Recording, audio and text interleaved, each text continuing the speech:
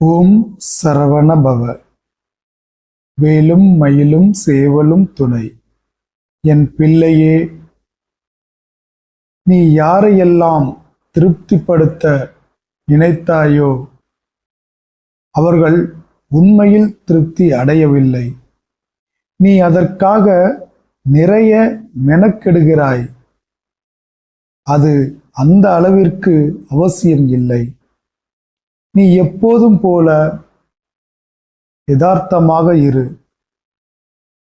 உன்னை பெரிதாக வருத்திக் கொண்டு நீ மற்றவரை திருப்தி செய்யும் போது நீ நீயாக இருக்க முடியாத ஒரு கஷ்டத்தை நீ அனுபவிக்க நேரிடுகிறது. உன் கடமையை தவறாமல் நீ செய்து வரும்போது மற்றவர்கள் பற்றி கவலைப்பட தேவையில்லை. அலைச்சல்கள் குறையும். உன் எண்ணங்களை ஒழுங்குபடுத்து. உன்னுடைய லட்சியத்தில் இருந்து நீ விலகிச் செல்கிறாய். நீ வேண்டியதை பெற எண்ணங்களை ஒருமுகப்படுத்தி அதில் கவனத்தை திருப்பு.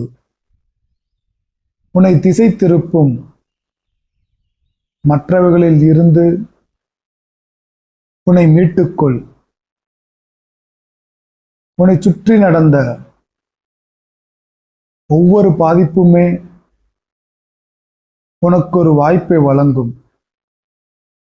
துன்பத்தின் முடிவில் ஒரு இன்பம் ஒளிந்திருக்கும். அது உனக்கு தென்படும். ஓம் க்ளீம் சரவண பவ என்று பதிவிடு. எல்லோரும் உன்னுடன் சுமூகமாக மாறுவார்கள். நல்லதே நடக்கும்.